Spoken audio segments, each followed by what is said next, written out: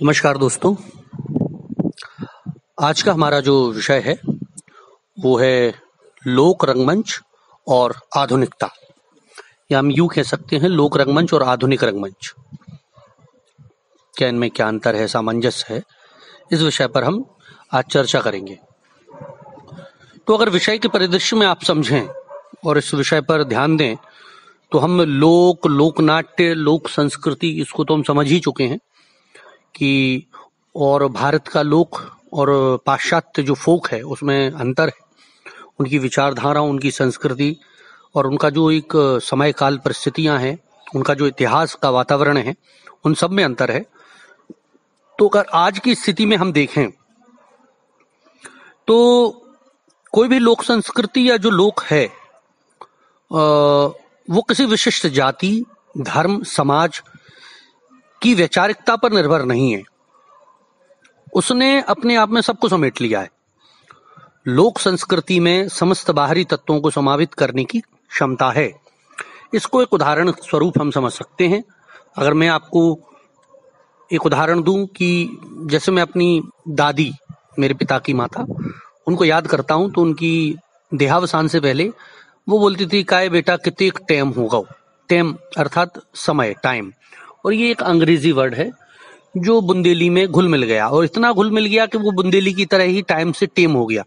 तो ऐसी बहुत सारी चीजें हैं, भाषा हो, स्वरूप हो, कोई शब्दावली हो, कोई आचार विचार हो, कोई व्यवहार हो, कोई चीजें हो, वो आज हमारे लोक में समाहित होती चली जा रही हैं। और यही लोक की सबसे बड़ी खूबी भी होती है, सबसे बड़ी खासियत होती है, सबसे बड़ा उसका प्रभाव होता है कि लोक अपने आप में सबको समेटने की क्षमता रखता है। जो लोक में अपने आप को नहीं समेटता है वो विलुप्त हो जाता है, वो नहीं रह पाता है। और जो रूढ़िवादी है, जो पांडित्य या संस्कृत उससे भरा हुआ है, वो या तो बना रहता है या वो खत्म हो जाता है। क्योंकि लोक हमेशा से ही एक सरल सहज रहा है तो वह हमेशा अपने आप में कुछ ना कुछ को समेट लेता है। अगर हम वर्तमान दृष्टि में विचार करें तो वर्तमान में जितने भी हमारे सांस्कृतिक संक्रमण हैं उनके कारण बहुत सारी संस्कृतियां आपस में संपर्क में आई हैं, मिल गई हैं, उनका स्वरूप समझ में नहीं आ रहा है। वैश्वीकरण के कारण लोक संस्कृतियों के स्वरूपों में भी परिवर्तन है, ग्लोबलाइजेशन जिसे हम बोले। एक और पश्चिमी विज्ञान और बौद्धिकता का प्रभाव है, तो वहीं जो एक नई जीवन दृष्टि है, एक हमारी नई आइडियोलॉजी है, सोच है, उसका भी बहुत फर्क पड़ा है। यहां तक कि मैं ये कहूं कि हमारी अस्मिता तक को खतरा है। जहां हमारा जो एक स्वभाव होता था, भारतीय दर्शन जिसे हम कहें कि त्याग, बलिदान, उन सब से भटक के आज हम उपभोक्तावादी हो गए। देखिए, आज लॉकडाउन और कोरोना का समय चल रहा है, हम सब घरों में हैं, हम सिर्फ अल्प वस्त्रों में, अल्प संसाधनों में अगर देखा जाए तो सुखमय जीवन व्यतीत कर रहे हैं। लेकिन इससे पहले हमारी जिंदगी में कितनी भागम भाग थी, कितना ये समय नहीं है, बहुत सारी चीजों को लेके आज महसूस हो रहा है कि कितना समय है, कितना वक्त है, और बहुत अल्प संसाधनों में हम अपने जीवन को बहुत अच्छे से जी सकते हैं। तो वास्तव में यही भारत का उद्देश्य भी था। भारत की जो संस्कृति है वो इसी तरह की थी, त्याग और बलिदान की। लेकिन वो भटक कर आज हम उपभोक्तावादी हो गए। भारतीय संस्कृति के अंतर्गत बहुत सारे हमारे परिवेश, मानव सभ्यता, विकास से जुड़े हुए लोग हैं। इन्हीं परंपराओं से लोक नाट्य का जन्म हुआ, जो एक सिक्के के दो पहलुओं की तरह है। परंपरा की बात करें तो परंपरा का चलन जब से शुरू हुआ होगा तभी से उसके साथ नाट्य भी प्रचलित हुआ होगा। जन्म से लेकर मृत्यु तक हमारे संस्कारों में जो परंपराएं हैं वो हमारे साथ लोक नाट्य भी चलता है उसी की तरह। ये बात हमें समझ लेनी चाहिए।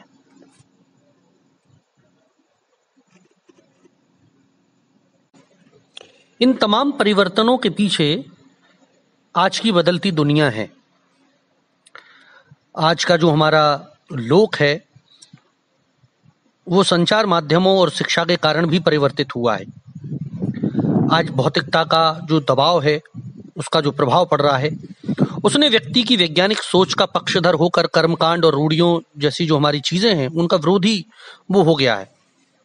और इसी के कारण व्यक्ति बढ़ते चिंतन के कारण हमारी लोक संस्कृति का जो सामूहिक मानव कल्याण का जो पक्ष है उसके ऊपर मानव का विपरीत प्रभाव पड़ा है।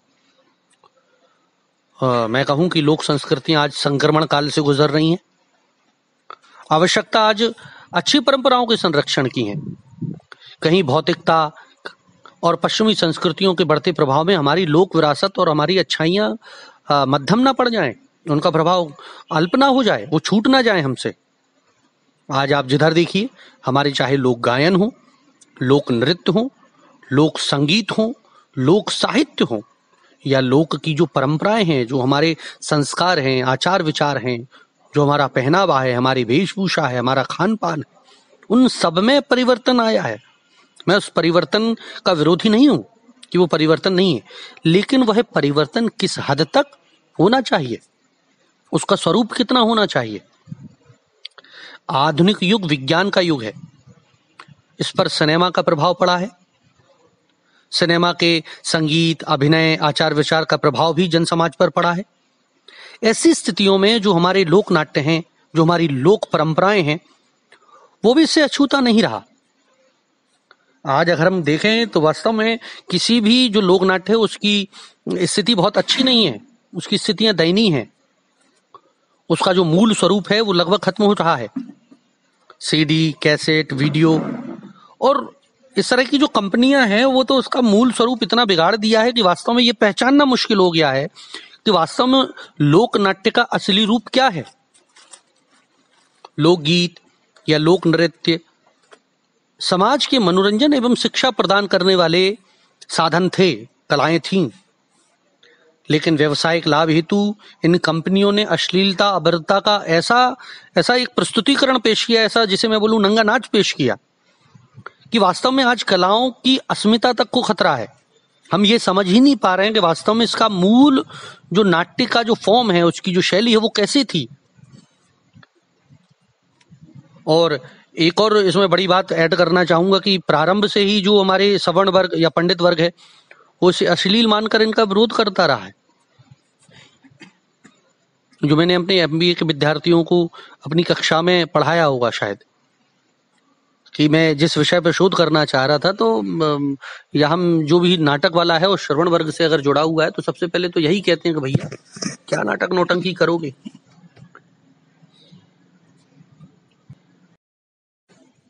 नमस्कार दोस्तों, आज का हमारा जो विषय है वो है लोक रंगमंच और आधुनिकता, या हम यूं कह सकते हैं लोक रंगमंच और आधुनिक रंगमंच, क्या इनमें क्या अंतर है, सामंजस्य है। इस विषय पर हम आज चर्चा करेंगे। तो अगर विषय के परिदृश्य में आप समझें और इस विषय पर ध्यान दें तो हम लोकनाट्य, लोक संस्कृति, इसको तो हम समझ ही चुके हैं कि, और भारत का लोक और पाश्चात्य जो फोक है उसमें अंतर है। उनकी विचारधारा, उनकी संस्कृति और उनका जो एक समय काल परिस्थितियां हैं, उनका जो इतिहास का वातावरण है, उन सब में अंतर है। तो अगर आज की स्थिति में हम देखें तो कोई भी लोक संस्कृति या जो लोक है वो किसी विशिष्ट जाति, धर्म, समाज की वैचारिकता पर निर्भर नहीं है। उसने अपने आप में सबको समेट लिया है। लोक संस्कृति में समस्त बाहरी तत्वों को समावित करने की क्षमता है। इसको एक उदाहरण स्वरूप हम समझ सकते हैं। अगर मैं आपको एक उदाहरण दूं कि जैसे मैं अपनी दादी, मेरे पिता की माता, उनको याद करता हूं तो उनकी देहावसान से पहले वो बोलती थी, काय बेटा कितने टाइम होगा। टाइम अर्थात समय, टाइम, और ये एक अंग्रेजी वर्ड है जो बुंदेली में घुल मिल गया, और इतना घुल मिल गया कि वो बुंदेली की तरह ही टाइम से टेम हो गया। तो ऐसी बहुत सारी चीजें हैं, भाषा हो, स्वरूप हो, कोई शब्दावली हो, कोई आचार विचार हो, कोई व्यवहार हो, कोई चीजें हो, वो आज हमारे लोक में समाहित होती चली जा रही हैं। और यही लोक की सबसे बड़ी खूबी भी होती है, सबसे बड़ी खासियत होती है, सबसे बड़ा उसका प्रभाव होता है कि लोक अपने आप में सबको समेटने की क्षमता रखता है। जो लोक में अपने आप को नहीं समेटता है वो विलुप्त हो जाता है, वो नहीं रह पाता है। और जो रूढ़िवादी है, जो पांडित्य या संस्कृत उससे भरा हुआ है, वो या तो बना रहता है या वो खत्म हो जाता है। क्योंकि लोक हमेशा से ही एक सरल सहज रहा है, तो वह हमेशा अपने आप में कुछ ना कुछ को समेट लेता है। अगर हम वर्तमान दृष्टि में विचार करें तो वर्तमान में जितने भी हमारे सांस्कृतिक संक्रमण हैं, उनके कारण बहुत सारी संस्कृतियां आपस में संपर्क में आई हैं, मिल गई हैं, उनका स्वरूप समझ में नहीं आ रहा है। वैश्वीकरण के कारण लोक संस्कृतियों के स्वरूपों में भी परिवर्तन है, ग्लोबलाइजेशन जिसे हम बोलें। एक और पश्चिमी विज्ञान और बौद्धिकता का प्रभाव है, तो वहीं जो एक नई जीवन दृष्टि है, एक हमारी नई आइडियोलॉजी है, सोच है, उसका भी बहुत फर्क पड़ा है। यहां तक कि मैं ये कहूं कि हमारी अस्मिता तक को खतरा है। जहां हमारा जो एक स्वभाव होता था, भारतीय दर्शन जिसे हम कहें कि त्याग बलिदान, उन सब से भटक के आज हम उपभोक्तावादी हो गए। देखिए, आज लॉकडाउन और कोरोना का समय चल रहा है, हम सब घरों में हैं, हम सिर्फ अल्प वस्त्रों में, अल्प संसाधनों में, अगर देखा जाए तो सुखमय जीवन व्यतीत कर रहे हैं। लेकिन इससे पहले हमारी जिंदगी में कितनी भागम भाग थी, कितना ये समय नहीं है, बहुत सारी चीजों को लेके आज महसूस हो रहा है कि कितना समय है, कितना वक्त है, और बहुत अल्प संसाधनों में हम अपने जीवन को बहुत अच्छे से जी सकते हैं। तो वास्तव में यही भारत का उद्देश्य भी था। भारत की जो संस्कृति है वो इसी तरह की थी, त्याग और बलिदान की। लेकिन वो भटक कर आज हम उपभोक्तावादी हो गए। भारतीय संस्कृति के अंतर्गत बहुत सारे हमारे परिवेश, मानव सभ्यता, विकास से जुड़े हुए लोग हैं। इन्हीं परंपराओं से लोक नाट्य का जन्म हुआ, जो एक सिक्के के दो पहलू की तरह है। परंपरा की बात करें तो परंपरा का चलन जब से शुरू हुआ होगा, तभी से उसके साथ नाट्य भी प्रचलित हुआ होगा। जन्म से लेकर मृत्यु तक हमारे संस्कारों में जो परंपराएं हैं, वो हमारे साथ लोक नाट्य भी चलता है उसी की तरह। ये बात हमें समझ लेनी चाहिए।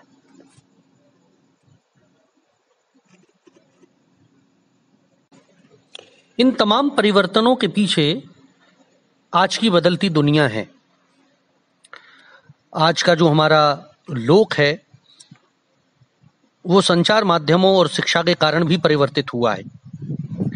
आज भौतिकता का जो दबाव है, उसका जो प्रभाव पड़ रहा है, उसने व्यक्ति की वैज्ञानिक सोच का पक्षधर होकर कर्मकांड और रूढ़ियों जैसी जो हमारी चीजें हैं, उनका विरोधी वो हो गया है। और इसी के कारण व्यक्ति बढ़ते चिंतन के कारण हमारी लोक संस्कृति का जो सामूहिक मानव कल्याण का जो पक्ष है, उसके ऊपर मानव का विपरीत प्रभाव पड़ा है। मैं कहूं कि लोक संस्कृतियां आज संक्रमण काल से गुजर रही हैं। आवश्यकता आज अच्छी परंपराओं के संरक्षण की है। कहीं भौतिकता और पश्चिमी संस्कृतियों के बढ़ते प्रभाव में हमारी लोक विरासत और हमारी अच्छाइयां मध्यम ना पड़ जाएं, उनका प्रभाव अल्प ना हो जाए, वो छूट ना जाए हमसे। आज आप जिधर देखिए, हमारे चाहे लोक गायन हो, लोक नृत्य हो, लोक संगीत हो, लोक साहित्य हो, या लोक की जो परंपराएं हैं, जो हमारे संस्कार हैं, आचार विचार हैं, जो हमारा पहनावा है, हमारी वेशभूषा है, हमारा खान पान है, उन सब में परिवर्तन आया है। मैं उस परिवर्तन का विरोधी नहीं हूं कि वो परिवर्तन नहीं है, लेकिन वह परिवर्तन किस हद तक होना चाहिए, उसका स्वरूप कितना होना चाहिए। आधुनिक युग विज्ञान का युग है, इस पर सिनेमा का प्रभाव पड़ा है। सिनेमा के संगीत, अभिनय, आचार विचार का प्रभाव भी जन समाज पर पड़ा है। ऐसी स्थितियों में जो हमारे लोक नाट्य हैं, जो हमारी लोक परंपराएं हैं, वो भी इससे अछूता नहीं रहा। आज अगर हम देखें तो वास्तव में किसी भी जो लोक नाट्य है, उसकी स्थिति बहुत अच्छी नहीं है, उसकी स्थितियां दयनीय हैं। उसका जो मूल स्वरूप है वो लगभग खत्म हो रहा है। सीडी, कैसेट, वीडियो और इस तरह की जो कंपनियां हैं, वो तो उसका मूल स्वरूप इतना बिगाड़ दिया है कि वास्तव में ये पहचानना मुश्किल हो गया है कि वास्तव में लोक नाट्य का असली रूप क्या है। लोकगीत या लोक नृत्य समाज के मनोरंजन एवं शिक्षा प्रदान करने वाले साधन थे, कलाएं थीं, लेकिन व्यवसायिक लाभ हेतु इन कंपनियों ने अश्लीलता, अभद्रता का ऐसा एक प्रस्तुतिकरण पेश किया, ऐसा जिसे मैं बोलूं नंगा नाच पेश किया, कि वास्तव में आज कलाओं की अस्मिता तक को खतरा है। हम ये समझ ही नहीं पा रहे हैं कि वास्तव में इसका मूल जो नाट्य का जो फॉर्म है, उसकी जो शैली है, वो कैसी थी। और एक और इसमें बड़ी बात ऐड करना चाहूंगा कि प्रारंभ से ही जो हमारे सवर्ण वर्ग या पंडित वर्ग है, वो इसे अश्लील मानकर इनका विरोध करता रहा है। जो मैंने अपने एमबीए के विद्यार्थियों को अपनी कक्षा में पढ़ाया होगा शायद, कि मैं जिस विषय पर शोध करना चाह रहा था, तो या हम जो भी नाटक वाला है वो श्रवण वर्ग से अगर जुड़ा हुआ है, तो सबसे पहले तो यही कहते हैं कि भैया क्या नाटक नौटंकी करोगे,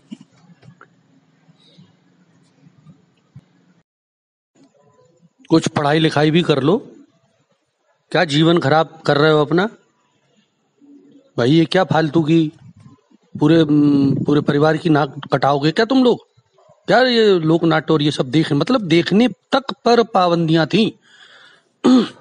बाल्यकाल का मेरा अनुभव है कि एक राई नृत्य होता था, गणगौर जब का मेला होता था चंदेरी में, और उस गणगौर मेले को देखने अगर हम जाते थे, बच्चे थे, वहां पर बेड़नियों का डांस होता था, उसको देखते थे खड़े होके, तो जो मम्मी के मुंह बोले भाई होते थे, वो ये बोलते थे कि भैया मोनल तो बिगड़ गए। तो अब जब मम्मी मुझसे पूछती थी क्यों मम्मी, मैंने कहा मम्मी बोली कि वो मामा जी शिकायत कर रहे थे कि तुम बेड़नियों का डांस देखते हो। तो मैं उनसे ये प्रश्न पूछता था कि मम्मी आप एक बात बताओ, मामा जी ने मुझे वहां देखा, मतलब मामा जी भी देखने आए थे, तो मामा जी देख रहे तो वो नहीं बिगड़े। अर्थात हम इसे पहले से ही असभ्यता और उससे जोड़ रहे हैं, उसके मूल स्वरूप को समझ ही नहीं पा रहे हैं कि वास्तव में ये चीज है कैसी। और अगर आज की दृष्टि में देखें तो उत्कृष्ट और सभ्य परिस्थितियों ने तो उनकी इस अवधारणा पर और चोट कर दी है। जो वास्तव में नाटक एक एलीट वर्ग का वो माना जाने लगा है, सभ्य मानते हैं, लेकिन लोक रंगमंच की या लोक नाट्यों की परिस्थिति बड़ी बदतर है, लोक नृत्यों की परिस्थिति बड़ी बदतर है। और वर्तमान में ये जो सीडी कैसेट की कंपनियां हैं, इन्हें पुनः इसका विरोध करने का मौका प्रदान कर रही हैं। ये इस तरह के मसाला और ये चीजें लगा के हमारी जो जनप्रियता के पीछे जो इनकी एक शास्त्रीयता को लेकर या इनके एक साहित्य या इनकी एक शुद्धिकरण को लेकर जो इनकी चीजें थी, वो ये वर्तमान चीजें उसको खत्म कर रही हैं। हम एक उदाहरण से समझ सकते हैं। वर्तमान जो मध्य प्रदेश शासन है, उसने जो बुंदेलखंड का मूल जो राई नृत्य है, उसको अश्लील मानकर इस पर रोक लगा दी है वर्तमान सरकार ने। अब इससे बड़ी और विडंबना क्या होगी। लोक रंगमंच के जो पात्र हैं वो दर्शकों के सामने प्रत्यक्ष होते हैं, ये इसकी विशेषता है, जबकि नाटक में वो चलती फिरती छाया मात्र हैं। प्रत्यक्ष हो रहे नाटक में दर्शक अपने हाथों में रुपया लुटाकर संतोष प्राप्त करता है। उसके जो नाटक है, जो लोक नाट्य हो रहा है, प्रदर्शन हो रहा है, वो अपने आनंद की दृष्टि से देखता है। वो संतोष, वो आनंद उसे टिकट खरीद कर नाटक देखने या सिनेमा देखने या पर्दे पर देखने में प्राप्त नहीं होगा, वो अनुभव नहीं कर सकता। नाटक में भी दर्शक सिर्फ दर्शक होता है। जिसे हम यथार्थवादी नाटक, विशेष रूप से अगर नाटकों की हम सब बात करें तो यथार्थवादी रंगमंच की बात कर रहे हैं, जो प्रोसोनियम थिएटर में होता है। एक चरित्र के रिगार्डिंग आप देखते हैं, विंग्स से एक्टर ने एंट्री ली, जबकि लोक नाटक में तो बीच बीच में दर्शक अपना उद्गार प्रकट कर सकता है, वो अपने अभिनेताओं के साथ संबंध भी स्थापित कर सकता है, पूछ भी सकता है, अपने पैसा इनाम में देकर उनको और हौसला अफजाई कर सकता है। ये लोक नाट्य की विशेषता है, लिबरल करता है, जो नाटक में नहीं है। यहां तक कि कई बार तो वो लोग जो कलाएं हैं, विदेशिया हो, स्वांग हो या ख्याल हो या भवाई हो या माच हो, अभिनेताओं को अपने हाथ से रुपया देता है दर्शक, और अगर उसको पसंद आया है तो वो वंस मोर करके ये चीजें कर सकता है। ये पारसी जो थिएटर या जो अन्य विधाओं है, जो ये लोक रंगमंच से ही ली गई हैं। कभी कभी वो फिक्रा भी कर सकता है, फिक्रा कसता है। वास्तव में देखा जाए तो जो लोक नाट्य है, वहां पर अभिनेता और दर्शक का भेद मिटता है, वो तारतम्य स्थापित होता है इन दोनों के बीच में, जो नाटक और सिनेमा नहीं कर सकते और कभी हो ही नहीं सकता। इसी विधा का फायदा उठाकर हिंदुस्तान में या वर्ल्ड में स्ट्रीट थिएटर, नुक्कड़ नाटक विधा विकसित हुई और पूरा का पूरा जो एक कम्युनिकेशन वाला जो कंसेप्ट है वो इप्टा मूवमेंट हो या हमारे नुक्कड़ नाटकों के सफदर हाशमी रहे हों, उन्होंने इस चीज को इस्तेमाल करके अपनी बात को संप्रेषित किया जन गीतों के माध्यम से, जन लोक नाट्य की चीजों को लेकर के, जबकि ये सिनेमा में संभव ही नहीं है। और वास्तव में देखा जाए तो सिनेमा तो आडंबर के कारण सभी स्थान सुलभ हो ही नहीं सकते उसके लिए भारी भरकम हॉल, मशीनों की आवश्यकता, जबकि स्वांग या हमारा कोई भी लोकनाट्य हो, भवाई हो, लावनी हो, नौटंकी हो, यात्रा हो या फिर ख्याल हो, विदेशिया हो, कहीं भी गली नुक्कड़ चौराहे मैदान जहां दिल चाहा अभिनेता मंचन कर सकता है। बहरूपिया स्वांग या लोकनाट्य जितने भी हैं वो अपनी स्वाभाविकता और सहजता के कारण इन आडंबरों को पूर्ण प्रदर्शन करने में बाजी मार लेते हैं। लोक नाटक, नाटक और सिनेमा में वही अंतर है जो एक गांव या शहर या नगर में होता है। लोक नाट्य में कथानक, पात्र, मंच सभी में सहजता, सरलता, स्वाभाविकता है, संसाधनों का अभाव है, जबकि नाटक और फिल्में और सिनेमा आडंबर युक्त हैं, आडंबर से भरी हुई हैं।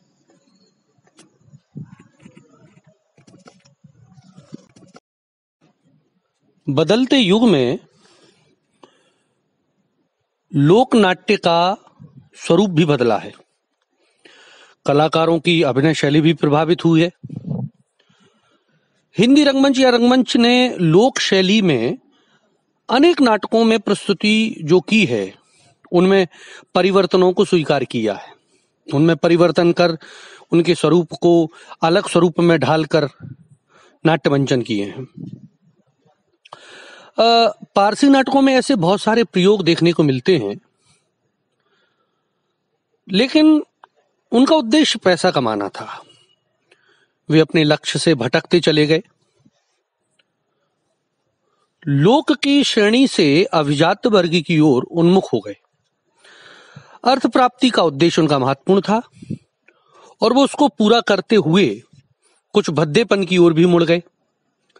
भारतीय संस्कृति के चित्र को फूहड़ता के साथ प्रस्तुत करने और उसे व्यावसायिक दृष्टिकोण के कारण उन्होंने भारतीय परंपरा में विशेष महत्व नहीं दिया गया, खासतौर से पारसी रंगमंच को।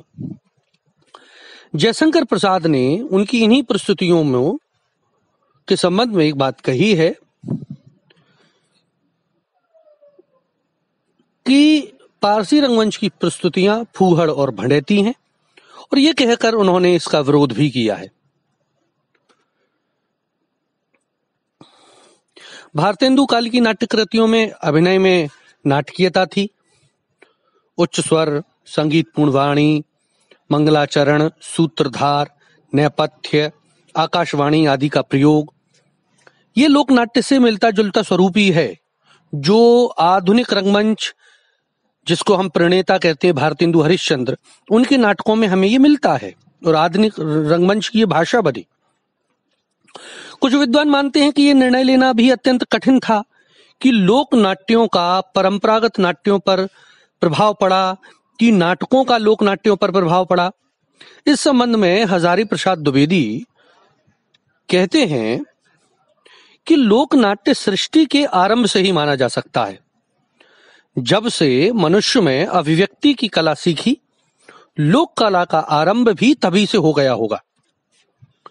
हम इस बात को थोड़ा सा और अगर समझना चाहें तो इस पर विचार करें कि जब हम लोक नाट्य, लोक रंगमंच, लोक नाट्य की परिभाषा, फोक और लोक में अंतर, इसको समझ रहे थे, तो वास्तव में लोक और फोक जो लोक शब्द है वो कब प्रचलित हुआ।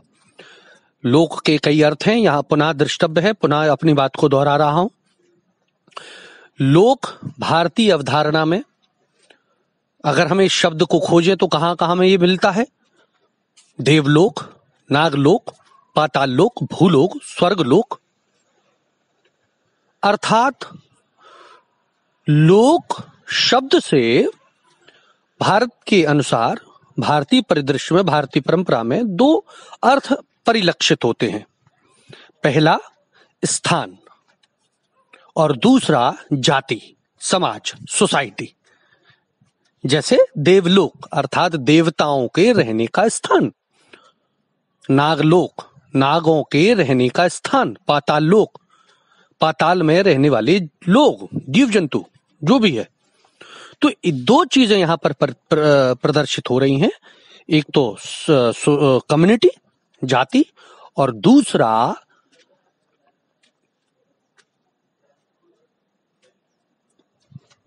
एक तो जाति हो गई हमारी, और दूसरा वो स्थान, स्पेस, जहां वो रह रहे हैं। तो यहां ये लोक कला मूल रूप से लोक, और दूसरा अर्थ है लोगों, लोग मतलब जब से लोग बने होंगे, जब से सोसाइटी बनी होगी, जब लोग एक साथ रहना शुरू किए होंगे, तभी से ये लोक नाट्य या लोक कलाएं आरंभ हुई। तो लोक तो अति अर्वाचीन है। हमें महाभारत में भी एक श्लोक मिलता है, प्रत्यक्षदर्शी लोकानाम सर्वदर्शी भवेन्नरः, अर्थात प्रत्यक्ष का जो दर्शन करा रहा है वो लोक है। तो लोक की अवधारणा तो बहुत महत्वपूर्ण है। और यहां तक कि जो ब्रह्मा है, भारतीय सनातन भारतीय मिथ के अनुसार जो हमारे ब्रह्मा हैं, जो सृष्टि के रचयिता हैं, वो जो पालन करता हैं ब्रह्मा जी, उनको दूसरा अर्थ जो नाम है उनका वो लोक है।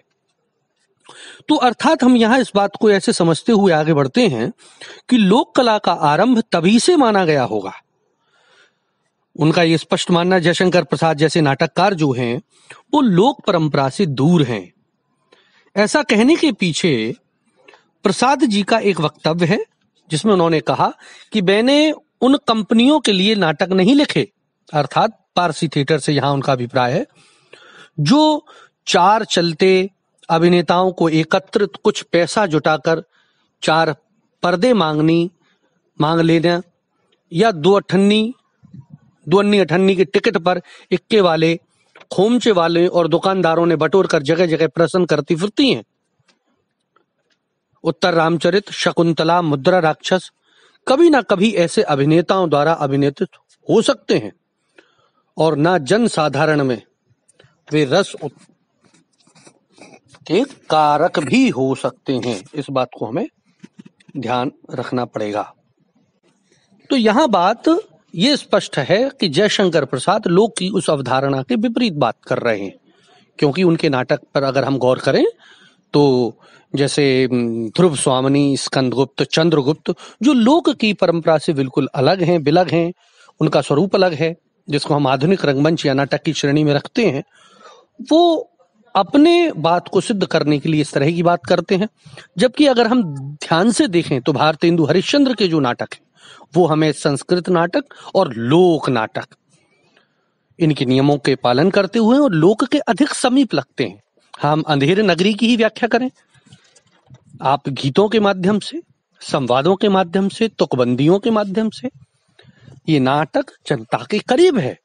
और ये बात आप समझिए कि आधुनिक भारत में लिखा गया, जो हमारे जनक या प्रणेता कहे जाते हैं आधुनिक भारतीय रंगमंच के, भारतीय हिंदी रंगमंच के, भारतेंदु हरिश्चंद्र, उनका जो सबसे ज्यादा प्रचलित पॉपुलर नाटक है अंधेर नगरी, इसे सबसे ज्यादा मंचन किया गया, सबसे ज्यादा खेला गया, चाहे वो बाल रंगमंच हो, चाहे वो प्रौढ़ रंगमंच हो, या कोई व्यवसाय की, और बहुत सारी शैलियां लोक की, नौटंकी, स्वांग, भवाई, हर तरह की शैलियों में ये नाटक मंचित किया गया है। क्यों? क्योंकि इसका स्वरूप उस ढंग का है, उसमें वो क्षमता है जिससे यह नाटक अलग अलग तरीके से मंचित किया जा सके।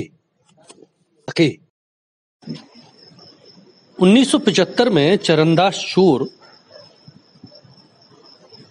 की नाटक की जो कथा है वो राजस्थानी लोक कथा के आधार पर बनाकर हबीब साहब ने बड़ी कुशलता के साथ इस कथानक को गूंथा था, जिसे हम आधुनिक हिंदी नाटक कह सकते हैं, परंतु जिसका ताना बुना लोक नाट्य या लोक कथा किंवदंतियों के आधार पर जुड़ा है।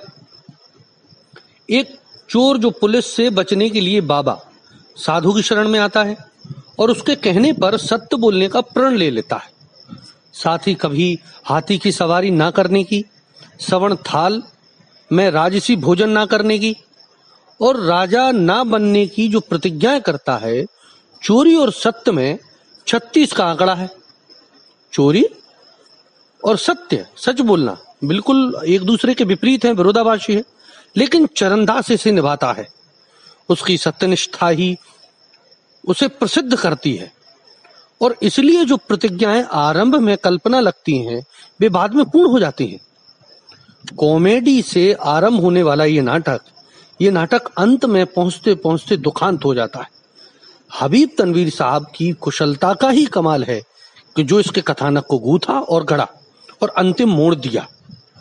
इस नाटक को टोटल थिएटर का सबल प्रमाण मान सकते हैं हम, और इसे बना दिया। वास्तव में इस नाटक ने न केवल देश के भिन्न भिन्न अंचलों में बल्कि विदेशों में भी खूब ख्याति अर्जित की और हबीब तनवीर साहब और नए थिएटर और इसके साथ साथ हिंदी रंगमंच और भारत की ख्याति भी दूर दराज तक फैला दी। इस नाटक में आज भी वही आकर्षण और शक्ति है जो तब थी। रघुवीर सहाय ने कहा कि मेरा ख्याल है कि सबसे बड़ा काम परंपरा को तोड़ने का एक तरीका इजाद करना है, जो कि सिर्फ तोड़ता ना हो बल्कि साथ साथ जोड़ता भी हो और चीजें बनाता हो। वह परंपरा में शामिल हो जाती हैं, उससे अलग ना जाती हो बल्कि बदल देती हूँ। संस्कृत नाटक के साथ उनके जो प्रयोग थे हबीब तनवीर के, वो एक शुरुआत थे। छत्तीसगढ़ी लोक नाट्य के साथ उनके प्रयोग उसी शुरुआत का नतीजा हैं। वरिष्ठ रंगकर्मी स्वर्गीय नेमी चंद्र जैन, जो नटराज के संपादक थे, उन्होंने हबीब तनवीर साहब के संबंध में कहा कि मिट्टी की गाड़ी की प्रस्तुति उनकी अपनी प्रस्तुति है, जिसे वे नई नौटंकी का नाम देते हैं। उसमें बहुत सी लोक संगीत की धुनें भरी हैं, एक विशेष प्रकार से रीतिबद्ध गतियों का प्रयोग किया है। प्रारंभ में सूत्रधार को ओवरकोट और पाइप लेकर प्रस्तुत किया गया है। ये जो भूमिका थी वो स्वयं हबीब तनवीर साहब करते थे। तो किस तरह से इस नाटक में आधुनिक नाटक के तत्व और लोक नाटकों के संबंधों का ताना बुना गया है, इस उदाहरण से हम समझ सकते हैं। प्रसिद्ध रंग समीक्षक केवी सुवर्णा कहते हैं, हमारे निर्देशकों में सबसे अनन्य और असाधारण हबीब तनवीर साहब हैं। उनके समान बुद्धि और अंतरंग के बीच समन्वय को साधने वाला कोई दूसरा व्यक्ति नहीं है, और यही कारण है कि उनके आगरा बाजार और चरणदास चोर जैसे प्रयोग आज राष्ट्र की सबसे सर्वश्रेष्ठ रंग कृतियों के रूप में प्रतिष्ठित हैं। प्रसिद्ध समीक्षक इरविंग्स बारडल ने लिखा है कि लोक नृत्य और लोक गीतों से सजे नाटक चरणदास चोर में संस्कृत परंपरा और ब्रेख्त की शैली का अद्भुत समन्वय है। विश्व प्रसिद्ध निर्देशक पीटर ब्रुक कहते हैं कि हबीब तनवीर एक ऐसी शहरी अभिजात्य नाटककार हैं जो लोक कलाकारों के साथ नजर आते हैं, उनके साथ नाटक करते हैं, लेकिन बिना उनकी संवेदना को संकुचित किए हुए, बिना एक उपकरण की तरह इस्तेमाल करते हुए। अर्थात पीटर ब्रुक की बात को हम फिर से थोड़ा सा गौर करते हैं। हबीब तनवीर एक ऐसी शहरी अभिजात्य नाटककार हैं, शहरी अभिजात्य आधुनिक नाटककार हैं, जो लोक कलाकारों के साथ काम करते हैं, लेकिन उनकी संवेदना, उनकी जो सुकोमलता है, उनका जो एक लचीलापन है, उसको संकुचित नहीं करते, उसे खराब नहीं करते, ना बल्कि एक उपकरण की तरह इस्तेमाल नहीं करते। उसके मर्म को समझते हुए वो नाटक करते हैं, लेकिन वह है आधुनिकता। तो यही आधुनिक और लोक का संबंध है। एडिनबरा जो फेस्टिवल है, जो 1982 में हुआ था, जब हबीब तनवीर साहब इसमें प्रथम पुरस्कार मिले थे, तो बहुत सारे लोग चौंक गए थे। ये बात मैं आपको बताना चाहता हूँ। ये पुरस्कार उस समय किसी आधुनिक नाटककार को नहीं मिला, या आधुनिक नाट्य निर्देशक को नहीं मिला, जैसे अलकाजी साहब जो उन्होंने स्थापित की थी। या ये पुरस्कार उस समय के बड़े आधुनिक निर्देशक और अभिनेता श्री शंभू मित्र साहब को नहीं मिली, जो शैली उन्होंने आधुनिकता की विकसित की थी। ये पुरस्कार बल्कि कच्ची ऊबड़ खाबड़ मिट्टी धरातलीय ग्रामीण प्रवेश को मिला, जो आधुनिक उस ग्रामीण प्रवेश की जो मिट्टी है, ग्रामीण प्रवेश का जो आधुनिक है, उसको मिला, जो हबीब तनवीर साहब ने विन्यासित की थी। तो यही हमारे जो लोक रंगमंच और आधुनिक रंगमंच का सामंजस्य है, जो नाटकों में हमें परिलक्षित हो रहा है। मैं सिर्फ यहाँ उदाहरण हबीब तनवीर साहब का इसलिए दे रहा हूँ कि एक नाटककार के माध्यम से आप समझ सकते हैं, लेकिन ऐसे बहुत सारे उदाहरण हैं, जैसे मैंने पूर्व में आपके बीच नाम लिए, और ऐसे अनेकों हैं जिन्होंने अपने अपने ढंग से नाट्य लेखन में, नाट्य निर्देशन में आधुनिकता और आपकी लोक नाटकों का सामंजस्य स्थापित किया। हमारे रंग गुरु, कहानी के रंगमंच के प्रवर्तक देवेंद्र राज अंकुर सर कहते हैं कि भारतीय रंगमंच में ही नहीं, संपूर्ण नाट्य रंगमंच में ऐसे प्रयोग धर्मी कलाकार का मिलना मुश्किल है, जिसने लगातार एक दिशा में एक ही तरह का एक ही नाट्य दल के साथ और अंततः एक ही रंग कर्म किया हो, और अब भी उतना ही सक्रिय रूप से वह करते रहे जीवन जब तक उनकी मृत्यु नहीं हो गई। वो निर्देशक हैं हबीब तनवीर।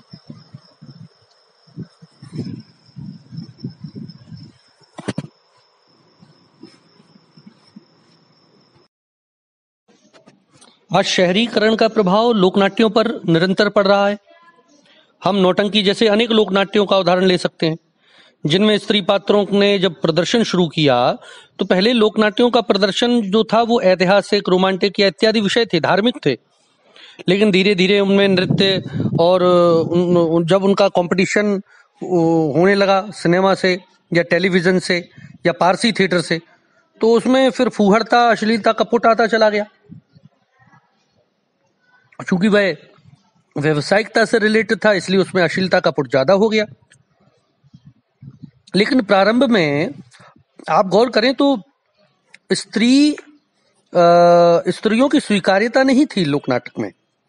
उसके कई कारण विद्वानों ने बताए, जैसे एक तो उनकी जो आवाज है उसको लेके, दूसरा चूंकि खुले में होते थे और थ्रो करना ज्यादा होता था, इस कारण से भी इस पुरुषों की अपेक्षा वह अल्प मानी गई।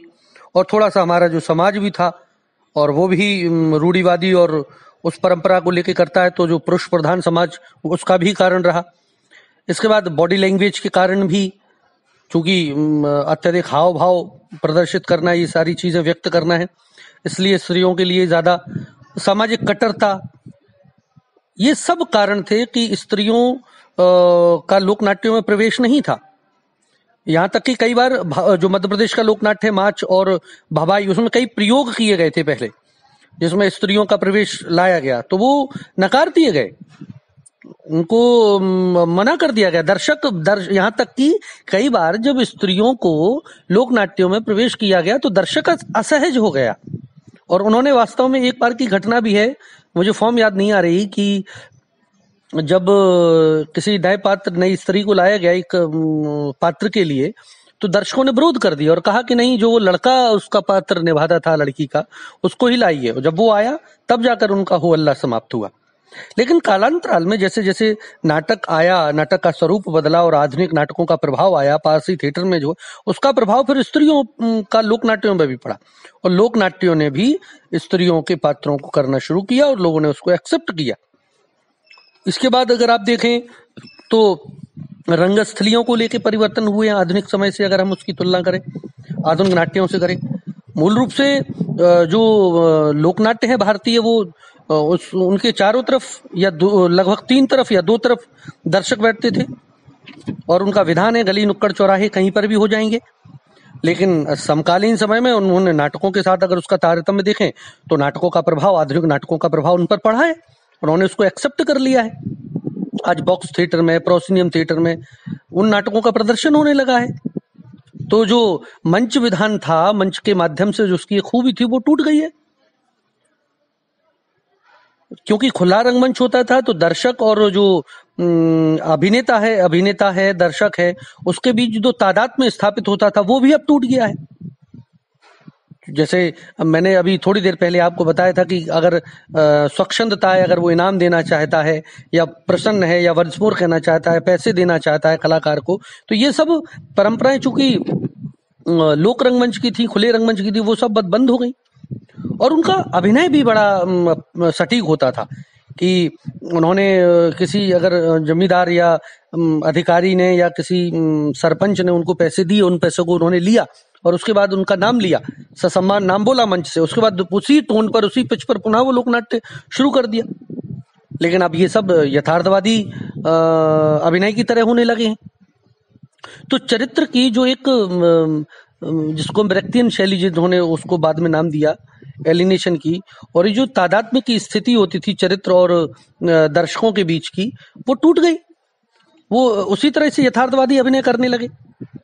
खुले रंगमंच में होते थे, उसकी जगह इंडोर थिएटर होने लगे, तो वो wings, entry exit, fade in fade out, इन सब का इस्तेमाल करने लगे, इससे मूल स्वरूप उसका बिगड़ता चला जा रहा है।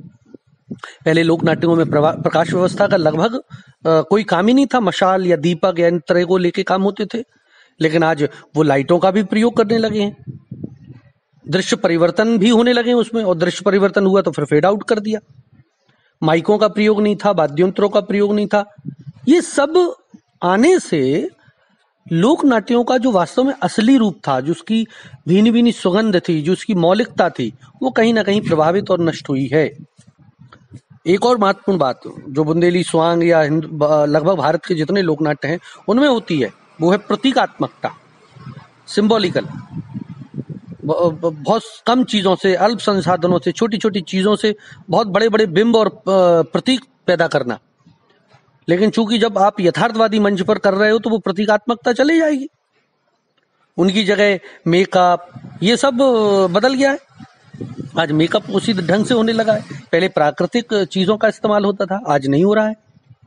पहले एक बड़ा रामलीला या नौटंकी या अन्य जो शैलियां होती थी उनमें बड़ा महत्वपूर्ण पात्र होता था, एक प्रॉम्प्टर जो पीछे लेके स्क्रिप्ट को प्रॉम्प्ट करता था, आज वो खत्म हो गया। और एक महत्वपूर्ण समझने वाली बात जो हम सब रंग कर्मियों को, शोधार्थियों को या विद्यार्थियों को समझने की आवश्यकता है कि जितने भी लोक नाट्यों में जो अभिनय करते थे, पात्र करते थे, चरित्र निभाते थे, वो शौकिया अभिनेता थे, वो गांव के ही कलाकार थे, वो कहीं से प्रशिक्षित नहीं थे, उनकी कोई ट्रेनिंग नहीं थी। तो एक तो ग्रामीण परिवेश का जो आपसी सामंजस्य था, तादात्म्य था, वो खत्म हो गया।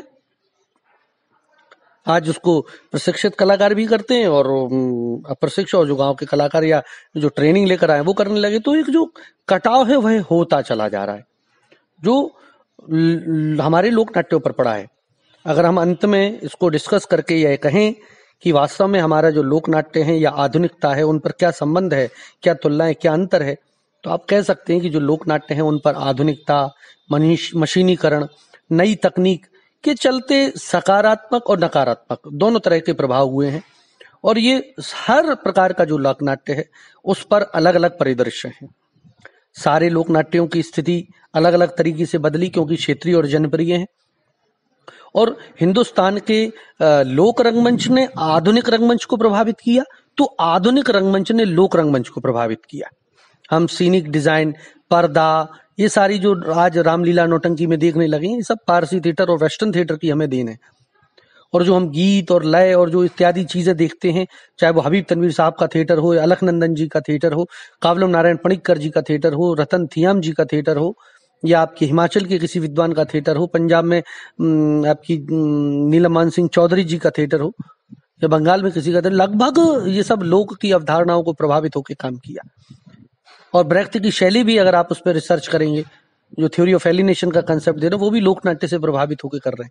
तो हिंदुस्तान के थिएटर की मूल विशेषता ही यही रही है। तो आधुनिक रंगमंच और लोक रंगमंच ने एक दूसरे के पूरक हैं, उन दोनों को एक दूसरे ने प्रभावित किया है। कुछ चीजें लोक ने आधुनिकता से ग्रहण की हैं और कुछ आधुनिक ने लोक से ग्रहण किया है। आज दोनों को तादाद में स्थापित करके एक प्रशिक्षित कलाकार होने के नाते हमें उनके मूल स्वरूप को समझना पड़ेगा, उनके मूल स्वरूप में जाने की आवश्यकता है और उनके मूल स्वरूप को बचाते हुए प्रयोग करने की आवश्यकता है। अमूमन स्थिति ये हो रही है कि कोई भी जो नव निर्देशक या निर्देशक नाटक करता है वो लोक नाट्य के तत्वों को नाटक में इस्तेमाल करता है, इस्तेमाल से बेहतर है कि उनके मूल स्वरूप को बरकरार रखते हुए प्रयोग किया जाए, जिसके उससे स्वरूप भी खत्म ना हो और नाट्य प्रस्तुति भी रोचक रहे। तो आज ये विषय हम यहीं पर समाप्त करते हैं। बहुत बहुत धन्यवाद, बहुत बहुत शुक्रिया।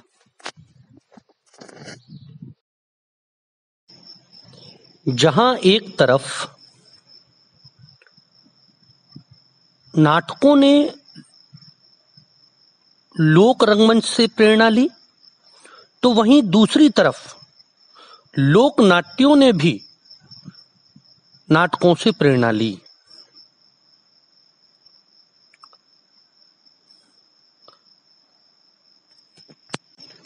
भारतीय नाट्य परंपरा के नाटकों ने पारसी नाटकों से प्रभाव लिया। इससे सतर्क लोक कलाकारों ने कई तरह के नाट्य रूपों को जन्म दिया, जैसे आला उदल है, ढोला मारू है। जैसे नाटकों की जो देवार, नट, भट्ट आदि जातियों ने इन सब प्रथाओं को, परंपराओं को चुना और अपनी शैलियों के साथ इन कथाओं को प्रस्तुत किया, तो दूसरी तरफ पंडू, कुंवर, सवरा आदि जो जनजातियां हैं, उन्होंने पांडवानी और पंथी जैसी लोक कलाओं को विकसित किया। जब रंगमंच और लोक नाट्यों का परस्पर संबंध गहराता गया, तो दोनों एक दूसरे की सहायता से अपनी प्रस्तुति को और भी अधिक प्रभावशाली बनाने के लिए साथ साथ थे। यहां हम हबीब तनवीर जी के उदाहरण से समझ सकते हैं कि हबीब तनवीर ने तो इस क्षेत्र में महान कार्य किया। जो बहुत बड़ी रंगकर्मी है नादिरा जहीर बब्बर, उनका मानना है कि हिंदी में अच्छे नाटकों के ना होने के कारण यहाँ रंगमंचीय संस्कृति का अभाव रहा है। स्वतंत्रता के आंदोलन में अंग्रेजों ने भारतीय लोक शैलियों को बहुत नुकसान पहुंचाया। उन्होंने लोक नाट्य शैली सबसे अधिक प्रभावित हुई उस कालखंड में, क्योंकि उसे दूसरी ओर पारसी थिएटर से प्रतियोगिता करनी पड़ी। तो अपनी जमीनी लोक शैली से भी कट जाने के कारण हिंदी भाषा भाषी क्षेत्र की जो आम जनता का नाटकों के प्रति रुझान कम होता गया। आधुनिक युग में टेलीविजन आदि के कारण लोक नाट्य पर कोई नकारात्मक प्रभाव नहीं पड़ा, बल्कि उसका फायदा ही हुआ। उसे जन जन तक प्रचार मिला। या हम ये कह सकते हैं कि वर्तमान समय में जितने भी सतर्क कलाकारों ने आधुनिक और मीडिया का फायदा उठाया और अपने प्रचार प्रसार में लाभ अर्जित किया, वो लोक कलाओं की प्रसिद्धि में इलेक्ट्रॉनिक मीडिया से सहायता पहुंचाई। तो बात यहां हम ये समझ सकते हैं। आज हम भारतीय नाट्य परंपरा में लोक को स्थापित करने का, जो भारतीय आधुनिक रंगमंच जिसे हम कहें, और उसमें लोक नाट्य के प्रभाव या लोक नाटक के तत्व या लोक को स्थापित करने का श्रेय बहुत सारे रंगकर्मियों को दे सकते हैं जिन्होंने अद्वितीय कार्य किया, जैसे हबीब तनवीर साहब, अलकनंदन दी, नीलमान सिंह चौधरी, कावलम नारायण पणिक्कर, रतन थियम, अनेक। पश्चिम रंगमंच विदेश से गहन प्रशिक्षण प्राप्त करने के बाद जब हबीब साहब स्वदेश लौटकर आए, तो प्राचीन भारतीय नाट्य परंपरा को जाना समझा और इसे देशज शैली में घोल दिया। 1998 1958 में उन्होंने शूद्रक के नाटक मृच्छकटिकम को मिट्टी की गाड़ी के रूप में प्रस्तुत किया। इसमें उन्होंने रायपुर, छत्तीसगढ़ के लोक नाट्य शैली नाचा का सहारा लिया और तब से लेकर अब तक लोक नाट्य शैली को ही उन्होंने इस्तेमाल किया, जिससे इस लोक नाट्य शैली को बहुत नई ऊंचाइयां मिली। हालांकि चुनौतियां अभी भी कम नहीं है। ना तो लोक नाटककार खुद को बाजारू परिवेश में ढाल पा रहे हैं और ना ही नाटक की जो संस्थाओं से पढ़े लिखे लोक नाटक हैं वो उनको बचा पा रहे हैं। वही उनके प्रारंभ में मृच्छकटिकम के साथ हुआ था, लेकिन बाद में जब उन्होंने लोक कलाकारों के साथ किया तो वो बहुत अद्भुत रहा।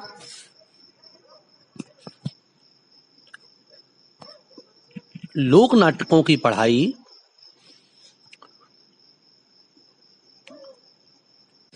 यहां हमें ओपी भारती जी की जो पुस्तक है उसका जिक्र करना आवश्यक है, जहां पर वह यह बात कह रहे हैं कि लोक नाट्य शैली की जो पढ़ाई है वो कैम्ब्रिज, ऑक्सफोर्ड, जापान के कई विश्वविद्यालय में होती है, लेकिन हिंदुस्तान के विश्वविद्यालय में इसके लिए कोई जगह नहीं है। यही वजह है कि बिहार के एक गांव नटुआ नाच को देखने के लिए बाई जी के नाच से कहीं ज्यादा भीड़ उमड़ती है और पंजाब में ख्याल और भांगड़ा का जादू चल जाता है। स्वतंत्रता के बाद जब अपनी अस्मिता की पहचान के लिए और जातीय गौरव की तलाश में परंपरा के अन्वेषण चर्चा नाट्य जगत में बल पड़ रही थी, ऐसे समय में हबीब तनवीर जैसे अनेक रंग निर्देशक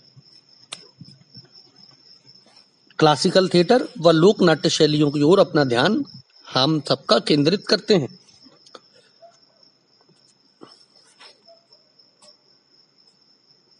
उन्होंने संस्कृत रंगमंच, लोक शैली, पारंपरिक शैली और रंग रूढ़ियों में अनेक अद्भुत सामंजस्य बनाया। उन्होंने ये महसूस किया कि नाट्य शास्त्र के वे बुनियादी नियम कायदे जिनके आधार पर संस्कृत नाटकों को जो हम ऊंचा खड़ा किए हुए हैं, लगभग वही नियम कायदे हमारी लोक शैलियों में भी बरते गए हैं। ठेठ हिंदुस्तानी तरीके से थिएटर रहने से हमारी आइडेंटिटी हो सकती है, कोई जगह बन सकती है, थिएटर को मीनिंगफुल बनाया जा सकता है। नकल करना बहुत गलत है।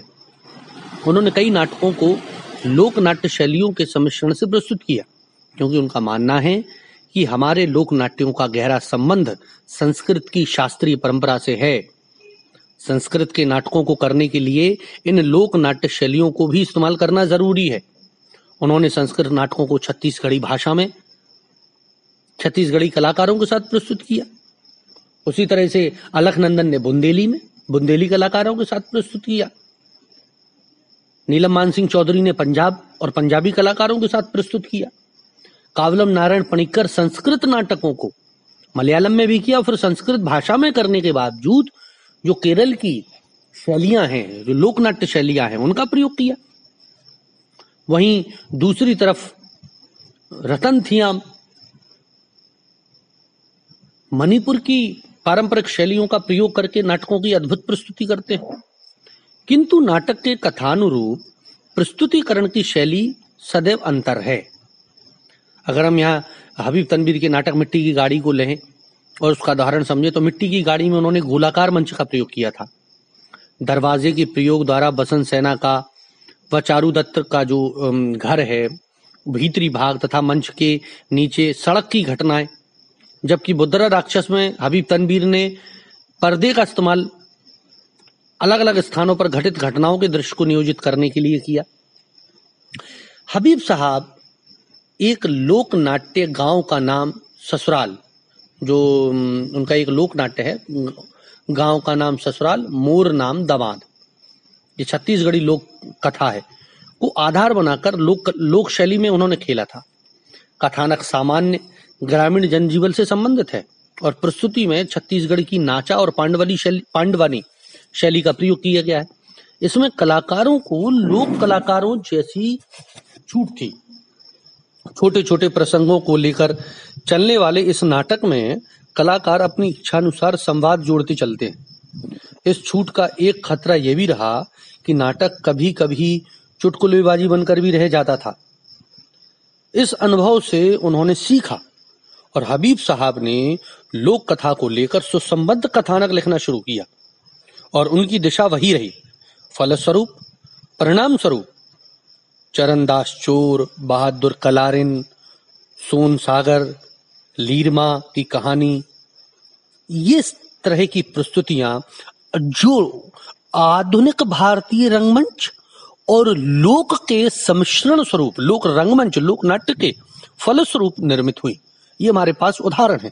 तो इससे हम समझ सकते हैं कि लोक रंगमंच या आधुनिक रंगमंच में क्या संबंध है या क्या अंतर है, क्या उसकी तुलना है। इसी के साथ अगर हम अलखनंदन जी देखें तो अलखनंदन जी के नाटक चंदा बेड़नी, स्वांग, शकुंतला इत्यादि जितने भी नाटक हैं वो लगभग बुंदेली लोक नाट्य शैली स्वांग या बुंदेलखंड की अन्य लोक नाट्य परंपराएं उनको, और आधुनिक हैं ये सभी आधुनिक नाटक, लेकिन किस ढंग से उन्होंने इनका सम्मिश्रण करके इन नाटकों को एक नया रूप दिया। ये जो बात है, ये अति महत्वपूर्ण बात है, महत्वपूर्ण